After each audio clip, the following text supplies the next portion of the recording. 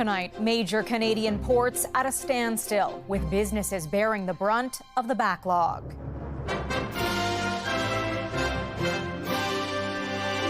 And when the supply chain stops and breaks, then we're out of stock. Critical trade arteries shut down. This is really something of a perfect storm. Supply chain stress ahead of the holiday shopping season.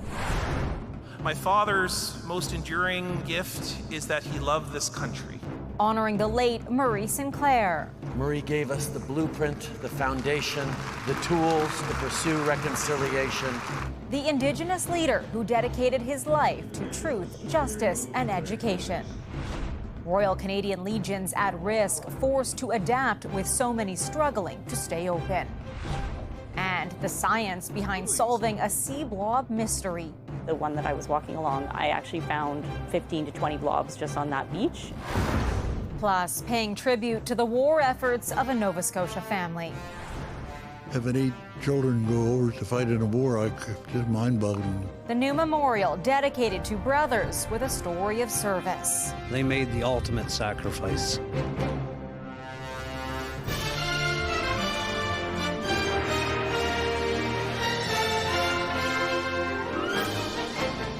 CTV National News with Heather Butts.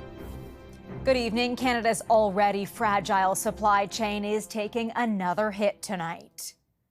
The union representing more than 1,000 dock workers at the Port of Montreal has overwhelmingly rejected a deal with their employer, triggering a lockout at Canada's second biggest port. That now means labor disruptions in both Quebec and British Columbia, the disputes impacting billions of dollars in goods.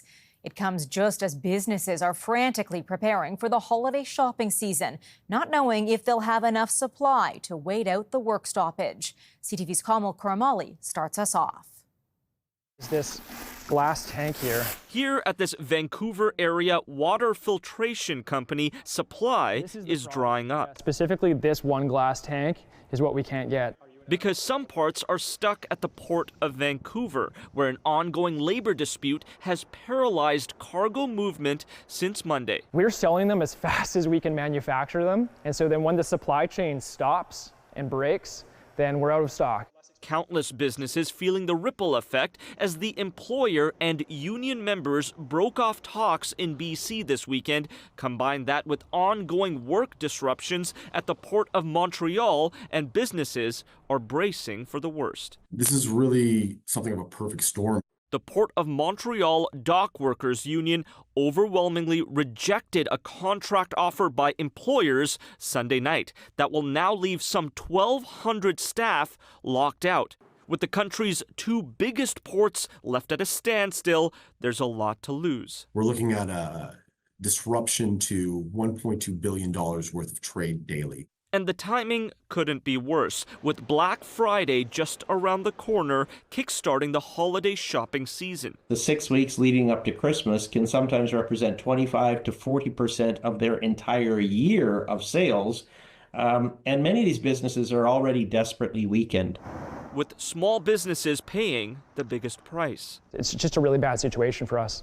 Business groups have been ramping up pressure on the federal government to step in and pass back-to-work legislation, but the federal labor minister only saying the progress so far has been insufficient, not committing to intervention. Heather. All right, Kamal, thanks. The life and legacy of Murray Sinclair was honored today during an emotional memorial. Thousands joined his family in Winnipeg for the first national commemorative ceremony for an Indigenous leader. As CTV's Jeremy Sharon tells us, he was dedicated to truth, justice, and education. A special honor for a special Canadian, a champion for human rights, a judge, and a senator. Murray Sinclair remembered today as a man of many firsts. He was the first Indigenous person of almost every single room, in a time in which Indigenous peoples were not welcome in courtrooms, in boardrooms, classrooms. Remember me. Thousands filled the Canada Life Centre in Winnipeg to remember the man his family says was filled with love, kindness, and compassion. Musham always looked for the good in people, and in them, he saw what our country could grow to be. Murray changed this country for the better. He worked to shed light on dark parts of Canada's past, recognized by the Prime Minister for his work in leading the Truth and Reconciliation Commission.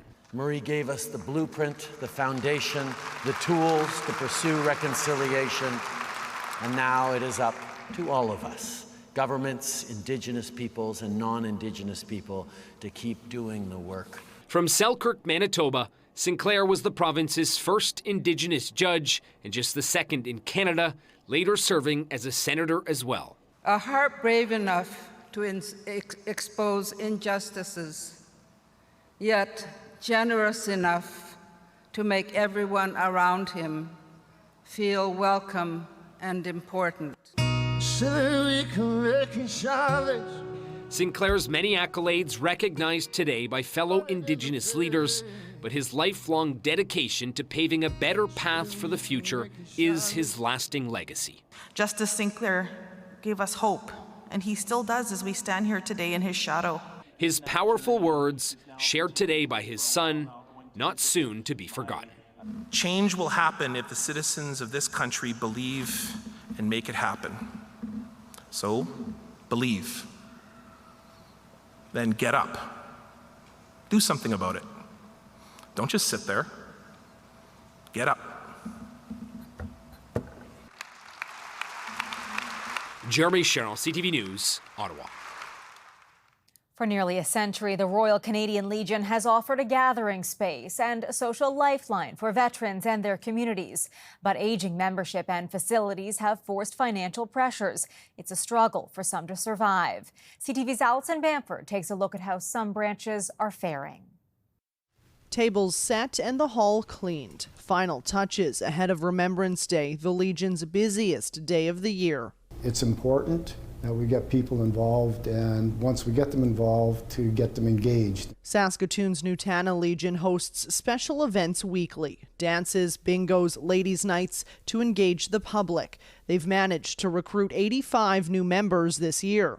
There's obviously some that are going to be struggling, especially in some of the smaller centers where they don't have the membership base. Like rural Saskatchewan, where the Grenfell branch is selling its building in order to stay in operation and focus on supporting veterans. The building it's kind of an anchor around your neck if it's not making you money. Ottawa's Montgomery Legion building also on the market. Dwindling membership has the organization strapped for cash. And in Belleville, Ontario, the local branch, once 15,000 members strong, now has just 300 and runs the risk of shuttering after it used the last of its savings to get its current building up to code. I believe in what we're doing. I believe in the purpose of the Legion. It will really hurt if we close our doors, but I'm not going to give up on this place. Despite localized challenges, national membership is growing year over year for the past few years, and some legions are upgrading. In Surrey and Sault Ste. Marie, they now offer housing for veterans. But even those in good financial shape see challenges the longer they operate. We've got a water heater downstairs that's going to need replacing very soon, probably a furnace pretty soon. There's hope among some branches that changes to operations can lead to long-term viability. But the business model is largely based on membership, and although it's up in certain legions, recruiting younger members is still a challenge. Heather? Allison, thank you. Ukraine attacked Russia with the biggest drone strike on Moscow since the war began more than 2 years ago. 5 people were injured and dozens of homes destroyed in the attack. Meanwhile, Russian forces retaliated overnight, launching a record 145 drones at Ukraine's southern territory. 2 people are reported to be injured. Kyiv says their air defenses shot down 62 of the drones. Dutch police have detained nearly 100 pro-Palestinian protesters who defied a ban on demonstrations in Amsterdam. Free Palestine! Free Palestine! Despite the ban, protesters showed up in the capital's square. Some were detained and others placed on buses and removed from the area. The ban follows clashes this week involving Israeli soccer fans. Meanwhile, police in Paris announced they're deploying nearly 4,000 officers in preparation for this week's soccer match between France and Israel. Dozens have been killed in Israeli airstrikes on Lebanon and Gaza. Around 40 people were killed in strikes across Gaza this weekend. The Israeli military says it struck a site where terrorists were operating. In Lebanon, at least 23 are dead in a village north of Beirut. Meanwhile, Israel's prime minister says he's spoken 3 times with Donald Trump since he won the U.S. election, saying they see eye to eye on threats from Iran. World leaders are set to gather in Azerbaijan tomorrow for the 29th United Nations Climate Change Conference. Top of the agenda, supporting countries most affected by climate change, even as one of the most powerful countries may be stepping away. CTV's Colton Prale reports. 2024 is set to be the hottest year on record. Scientists predict warming will likely be 1.5 degrees above pre-industrial levels for the first time ever. It's the backdrop for this year's UN Climate Change Conference in Azerbaijan. The negotiators really need to put the world on a path to reducing emissions in these huge temperatures, and forget 1.5 Celsius. Monday, countries look to renegotiate a funding agreement to help the global south in the fight against and to recover from climate change. Trust has been eroded because the money that was promised has not been put on the table at the scale and speed promised. But it's politics looming over the meetings. Donald Trump has promised to pull out of the Paris Agreement for a second time, which aims to slow climate change and to lift regulations on the oil and gas industry. It has one former finance minister asking if Canada needs to reconsider its climate actions. We have to ask ourselves, is it really the right time for caps on emissions? Is it that we need to be moving really fast on carbon capture and sequestration at the same time? Last week, the Liberals announced oil and gas producers will need to cut emissions by about 1/3 over the next 8 years. The Environment Minister standing by that choice. There is a global race towards clean technologies. It will be the economy of the 21st century. It will be the jobs of the 21st century. And we want to be part of that. Pierre Poilievre has vowed to rip up the emissions cuts if elected, but has previously said he is not proposing Canada leave the Paris Agreement. Heather. Colton, thank you. There was a major debate in cities across this country when it comes to green transportation. The Ontario government is defending its decision to rip out bike lanes from major streets in Toronto. CTV's Heather Wright on why people are pushing back on that decision. Toronto is number 1 on a list no city wants to top. The TomTom Traffic Index has Toronto above New York, Los Angeles, and Mexico City when it comes to average travel times. I have to deal with this traffic every day, and it's a big hassle. To help, the provincial government has vowed to rip out bike lanes on 3 major roads in the city, saying they aren't being used and are contributing to congestion. I commute about 20 minutes. I see maybe 2 cyclists. But cycling advocates argue the province will only worsen the problem they are trying to solve. Blaming bike lanes for a citywide regional failure for addressing congestion, it feels like it's misguided, it's misinformed. Ontario says census data show only 1.2% of people in the Toronto Census metropolitan area use bike lanes to commute.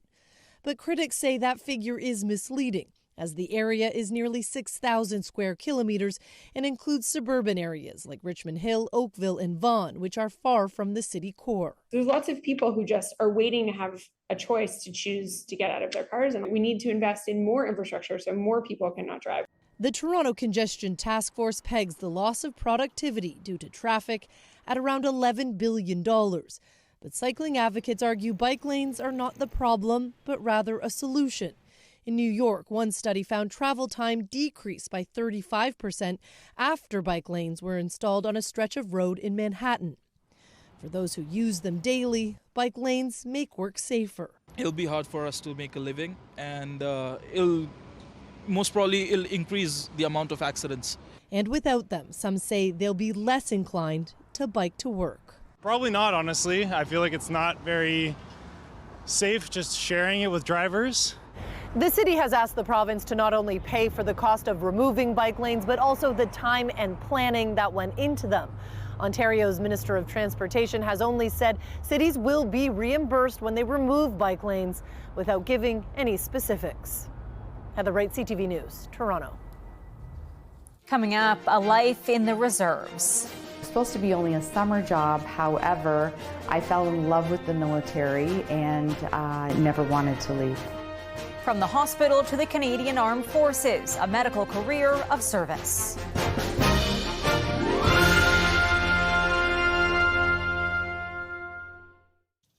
Canada's military is facing significant challenges in recruitment and retention. The regular force sits at nearly 64,000. That's more than 7,000 short of what's authorized. Add to that the shortfall in reservists, and the military is roughly 15,000 off its target. Both groups play a crucial role in operations. Tonight, CTV's Scott Lightfoot introduces us to one military reservist who says the role has both benefited her career and offered an opportunity to give back. Okay. But we haven't had any movement yet. We're at 105 active, so it's busy. Oh, wow. Triage. During the day, she serves as the director of the emergency department at Oakville Trafalgar Memorial Hospital. And in what would be her free time, she serves her country. We thought if we joined the military reserves, we could take the military medic course, which would be a great course to have on our resume and help us with our future nursing jobs, but also that we would get into the best shape of our lives and meet attractive young men. That was more than 3 decades ago, and now Captain Shannon Tyrrell is the only female ranking officer in the Argyll and Sutherland Highlanders of Canada. It's supposed to be only a summer job. However, I fell in love with the military and never wanted to leave. Over the past 32 years of military reserve service, Tyrrell, a nurse by profession, has taught and trained thousands of military medics, as well as trained as a flight instructor for flight surgeons and nurses. She's also been on humanitarian response missions. She says the skills learned in the Canadian Armed Forces have assisted her in her nursing career. Leadership, effective communication, integrity, collaborative efforts.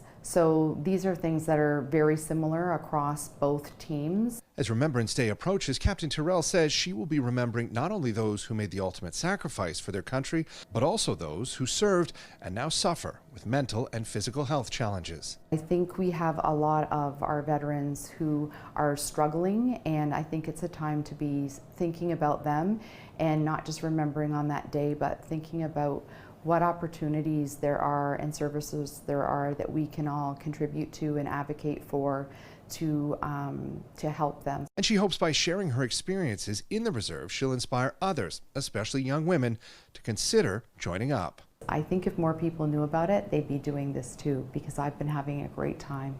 I've learned a lot. It's been the greatest adventure of my life. Scott Lightfoot, CTV News, Oakville. And join us tomorrow at 10 a.m. Eastern for a Remembrance Day special hosted by Chief Anchor Omar Sachedina. You can join us on CTV, CTV News Channel, and ctvnews.ca. Still ahead tonight, what's really behind the white blobs washing ashore in Newfoundland?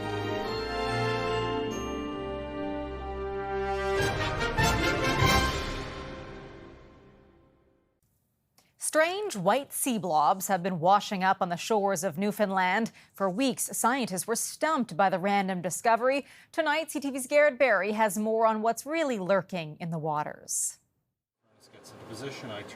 A bit of high-tech investigation, poking, prodding, and chemical analysis has narrowed down the suspect list in the case of these mysterious blobs. I think it's composed of a material called polyvinyl acetate, but it may have some other materials in here. And polyvinyl acetate is a polymer, so you might have heard of PVA glue. Think of school Elmer's glue, but obviously this is a bit more sizable. This is not a school art project, turning into Frankenstein's monster here. This is industrial grade. So this is something that would have been used in heavy industry somewhere in Newfoundland, I think. These questions closer to solved now after weeks of speculation and headlines around the world. Memorial University students helped crack the case. Very rarely do we get something as a raw material form like this where we really are starting from the ground up. We have no idea what it is. But there's one big part of this story still unknown. Where are these white blobs coming from, and what are they being used for? The one that I was walking along, I actually found 15 to 20 blobs just on that beach, and it was not a big beach. They're washing up in Newfoundland's Placentia Bay in pretty big numbers. So there's concern. For people who grew up in those kinds of environments and are recognizing everything they see every day, when they see something they don't recognize, and there's a lot of it, it's probably pretty alarming. With the substance identified, it will be a bit easier to figure out where it may be coming from and whether the polluters even know what they're leaving in the water. Garrett Berry, CTV News, St. John's. After the break, siblings who served together. Remembering 8 brothers and their contribution for Canada.